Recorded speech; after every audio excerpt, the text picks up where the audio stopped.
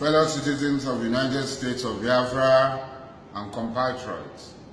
We have started a series of lectures, Biafra 101. We've had talk 1 to 4, and we have Biafra question and answer 101, 1 and 2. Today we're going to primarily look at the military structure of the Biafran state. The military the military of the Biafran state will be made up of the army, the navy, the air force, and we'll also add the paramilitary, which is the immigration, the Biafran intelligence service, and the Biafran Bureau of Investigation. This will be the military and paramilitary at the center in Biafra. How is the Biafran military going to be formed? What will be the foundation of the Biafran military? The foundation will be drawn. The foundation will be built on the people of Biafra. The people of Biafra will own the military of Biafra. The United States of Biafra will have a military that every Biafran will have access to. For that purpose, the military will originate from the people. The military will be recruited from the people. The people will, as I said before, own the military. So there will be compulsory military service for all those who are physically and mentally fit. Compulsory military service. There are 2 phases of this compulsory military recruitment and training. The first phase is when you leave secondary school, like our secondary school. When you leave secondary school for males, you will be drafted into the army, into military training, and it will take for male 2 years and 8 months. For female, 2 years. After your university education, you'll be recruited, you'll be recruited, reconstructed into the army for another compulsory military training for male 2 years 8 months, and for female 2 years. So cumulatively for male it will be 5 years 6 months military training. Cumulative for female it will be 4 years. That provides a level playing ground, for all Biafrans to have access to the military. So after the second phase of training, if you decide to continue in the military, you can decide to become an army, join the army, join the air force, join the navy, join the immigration, join the Biafran intelligence service, or join the Biafran Bureau of Investigation, which will serve as a federal, very small arm. The Biafran Bureau of Investigation will serve as a small arm, like a police coordinating all, because at the center there will be no police. So it will be like coordinating the agency that coordinates all, because there will be cross-border offenses. For instance, if Aba is a federating unit, and Port Harcourt and East Environs is also a federating unit. So if a criminal cross from Port Harcourt confederating unit into Aba confederating unit. The police from Port Harcourt cannot cross over to arrest them. They will stop at the boundary of the two federating units. It is now, they will now call on the Biafran Bureau of Investigation, which is an arm of the police, which will now inform the Biafran, the Aba Confederating Unit Police.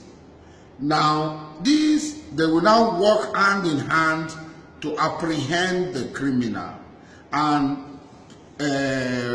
transfer him back to where the offense was committed, where they have the jurisdiction to try him, because the Port Harcourt Confederating Unit Police cannot cross over the boundary to go into Aba to apprehend him and put him on trial. It will be outside that jurisdiction.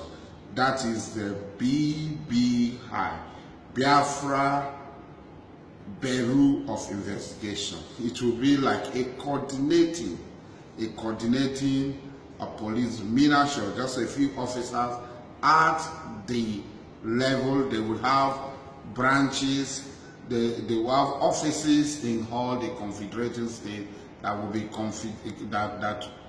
that will be coordinated by the DG, who will be in the capital.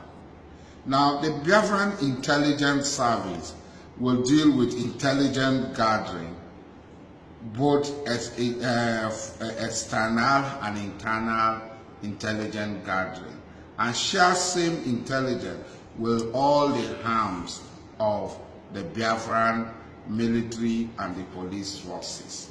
Now, having said that, the military will be in such a way that if all Biafrans are trained in the military, have military training, it will be very difficult for a few people to go and overthrow the government of Biafra, seize government, and say, fellow Biafrans, today we have seized government. No. Biafra will be a democratic government, a government based on the rule of law, a government that will strictly follow the democratic ethos and totally following the democratic norms and due process of the law. The due process of the law will be adhered to strictly. When you say strictly, it's strictly. So, in such a state, there will be no military people lording over the people, being dictatorial. If somebody wears camouflage, if they see you on the road, they strip you naked, they flog you, there will be no such thing in Biafra. All Biafrans will be equal, the rights of all Biafrans will be respected. The primary duty of the military is to defend the territorial integrity, the dignity and honor of Biafra and our citizens. It is not a military that will be brutalizing the people of Biafra, Biafrans. No. This thing is that they will defend the territorial integrity. And now, after the training, if you elect to be part of the military, you'll be accepted. It is not just going to be a military that will be talking of arms. The Biafran military will have enough resources to research into weaponry that they are using. We must be able to make our weapons. We must be able to make our weapons, and we will surely make it. So our weapons will be made by us. We'll make the best standard of weapons. The Biafran military should be able to have a core of an engineering corps that will be able to work, construct roads, construct bridges, construct culverts, be able to respond to national emergency and need. The Biafran military will be able to produce most of the things and be able to pay itself. It will not totally rely on the government of the Biafran state. So the military will be made to go into investment, to invest like other military all over the world. The military of Israel, the military of the United States of America, of Egypt, of Turkey, they are involved in investment. They are involved in industry. And so the military will be a career where doctors will excel, scientists will excel. It will be an institution. The military will have its own universities. The military will have its own hospitals where they will interact and interface with every Biafran. That will be the military. So anybody who elects to be in the military is a career. You are choosing a career. It can be a medical doctor. It can be anything. Even if you are not in the military, you want to pursue other careers, you will be free. But every Biafran will be in reserve. You are going to be a reservee. At any time when the need arises to protect the territorial integrity of Biafra. If Biafra is threatened, every Biafran will be called to arm. If the dignity of Biafra is brought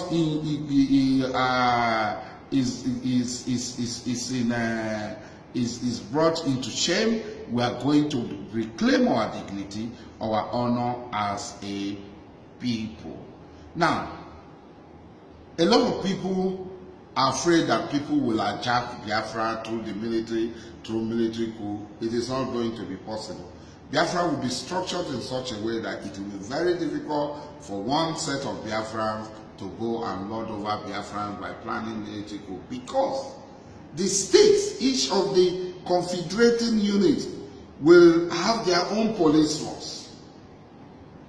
They will have customs if they are the borders. Custom will not be a federal government, confederal government custom. It will be a confederating unit custom. They will have prison service. They will have other services, and they will be harmed. It will be very difficult for one group of people to take it upon themselves to go and plot a coup and then put Biafra to put Biafra backward by a military coup. Biafra is going to be brothers and sisters. It's going to be an uhuru. Because Kwame Nkrumah said, seek ye first the kingdom of politics, and all others will be added unto you. We'll first of all seek the kingdom of politics, the kingdom of making Biafra the greatest nation on the surface of the earth, because we have the capacity, we have the capability, we have the mental wealth to achieve that. We have the manpower and we have the mental wealth to achieve that. A lot of people are deceiving themselves. You ask them, the Obasanjo is talking on his own, and I laugh. 50 years after, you are a Niger man, nothing had happened. 50 years after. Nothing. You talk of restructuring, they say no restructuring. You talk of abrogation of land use act, they say it's not been abrogated. You talk of resource control, they say there is nothing like resource control. They insult you every day and now. Dr. Usman Bugaji, my friend, a very good friend of mine, was at the Arewa house doing that, saying that the oil in Ukube, the oil at Soku, the oil in Nembe, the oil at Obioku, the oil at Amatu belonged to them. That was Biafra. Biafra. I just posted on my wall an historical document which clearly stated 1863 document. It's here. You can go and read it. A medical manual of the coast of West Africa. And it said, Bonny and New Calabar are the most important in the bit of Biafra. 1863. So somebody just come up and he talks, deceive the people. He tells the people that, look, we are talking of Niger Delta Republic, we are talking of this. He's a liar. He's working for the Futajelon Gambaris. Obasanjo, who had written so much on restructuring, blah, blah, blah, is now saying there is no need for restructuring. Somebody tells you that the investment in Lagos, foreign investment, it is because of our oil that there is investment in Lagos. Dangote has gone to build 600 and something thousand barrel refinery in Lagos. Where will the oil come from? It is going to be from the so-called Niger Delta. You are deceiving. You set up Pandev, you set up Dimdev, you set up Totem, you talk of this in Eastern, every sort of thing. Everybody is struggling, and they say, Alaji, why don't you want to be? I don't want to be. I've seen it all. Nothing will come out of it. The only solution, the only guarantee for our future, the future of my children, the future of your children, the future of generation unborn is Biafra. If you are not in support of Biafra, you are the traitor. You are a traitor. You are a traitor. And the people, the generation that are coming, they will tell you if you are alive. They will spit on your face. They will urinate and defecate on your grave for betraying them. You come to talk, you are afraid. You are lily-livered. You are a coward. You don't want to stand up and fight. You want to remain where you are. I will not remain with you.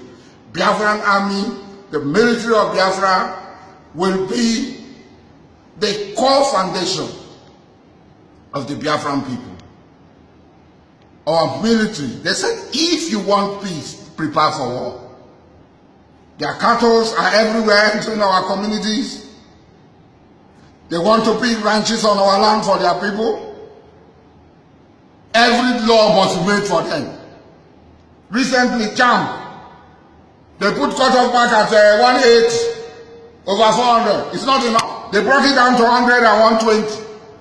So that they will make the law to suit themselves and take their people into the university.